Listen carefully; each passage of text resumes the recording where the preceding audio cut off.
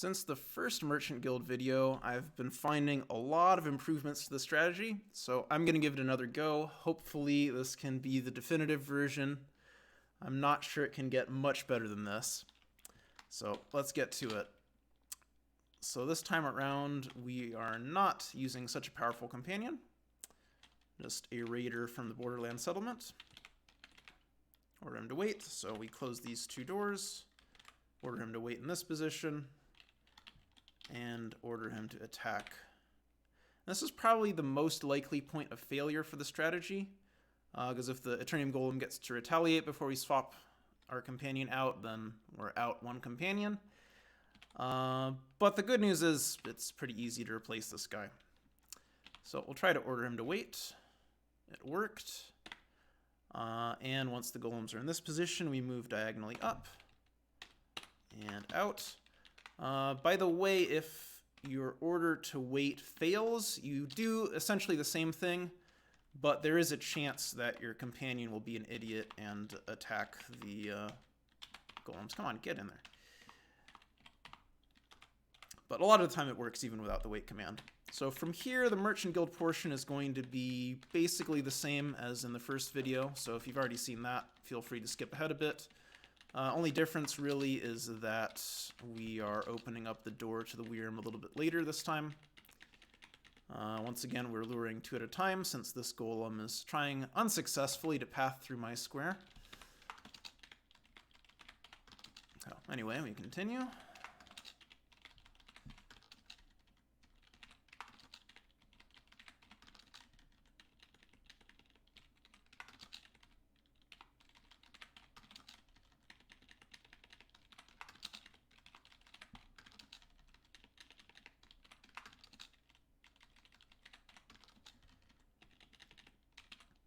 I don't quite like the looks of what's going on there. I think we should still be fine. Yeah, we're still fine.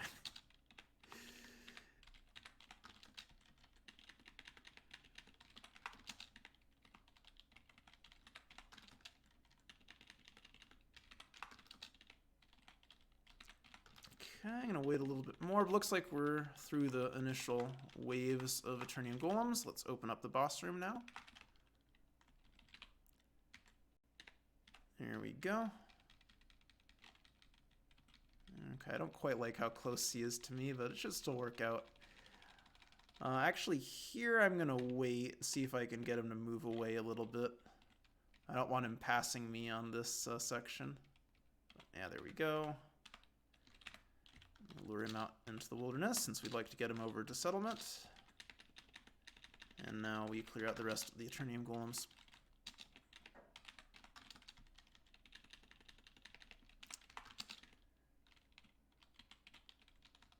Okay, and now we get the gray scribe, or a gray scribe. Also lure her out into the wilderness. And with this version, we can actually keep our companion in Merchant Guild, as it's not very high value. If something weird happens with the scribe, we can always get another one, because our companion is still there in Merchant Guild. So let's head over to settlement.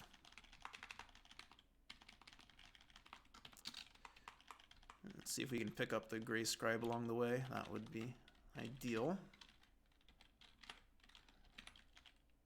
Okay, perfect. Get her over here. And here in settlement we have Boris the Flesh Golem. I bought this from the Malicious Doctor in HMV beforehand.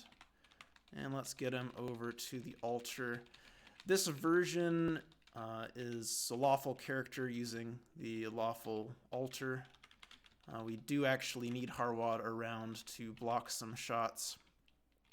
So let's clear out the wandering monsters here.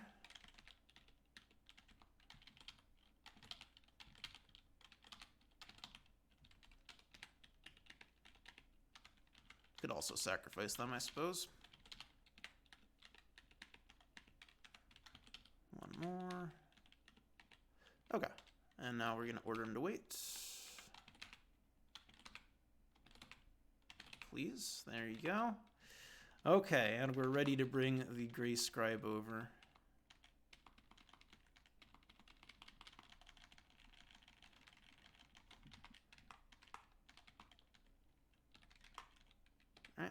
we are.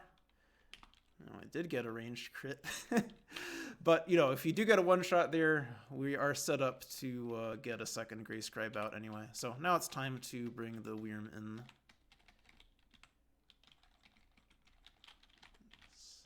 Don't these wilderness monsters know I'm filming? Should give me a little bit of a break, huh?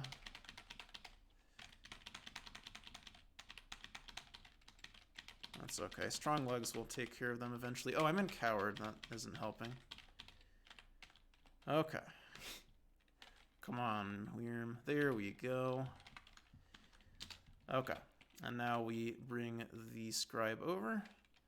We'll be trying to avoid being in a direct line with the Scribe as much as possible so that we don't get hit by Energy Blast. Okay, that was not how you do it. That's okay. We've got a lot of HP. And good regen. Anyway, we want to go for this sort of zigzag.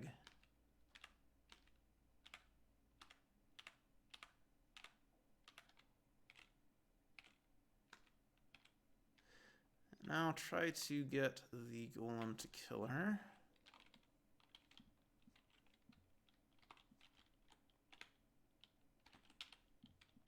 Okay. And now we need to be a little bit precise.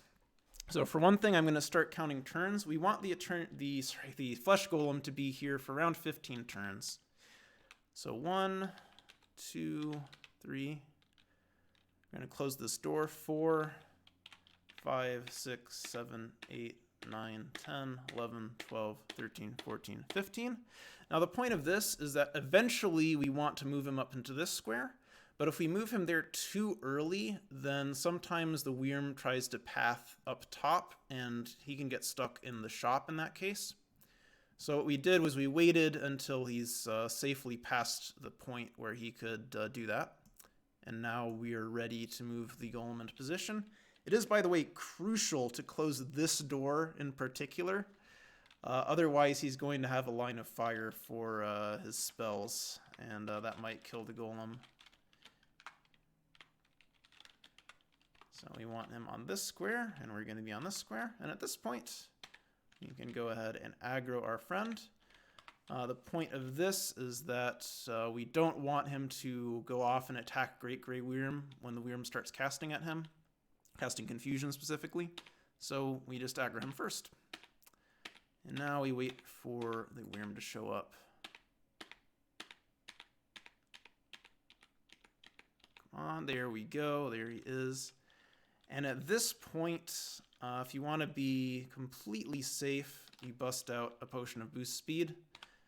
Basically, this is to make sure that the Wyrm can't get a double turn on us. So he's going to walk over the altar, but if we're slower than him, he might walk over the altar and then walk to the Golem before we can react. So Boost Speed should take us up to at least his speed. Okay, and there we go. So, pretty neat. Oh, come on. So many levels. Now I can deal with our companion and head back to Merchant Guild.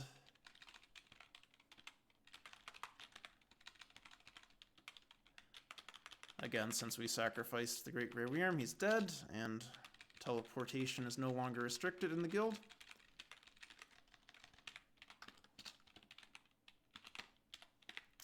I like the text filtering when I only have one wand in inventory. There we are. So, pretty neat. Now that I've made this second video, I'm probably gonna find some other crazy improvements, but for now, this is the state of the art. Thanks for watching.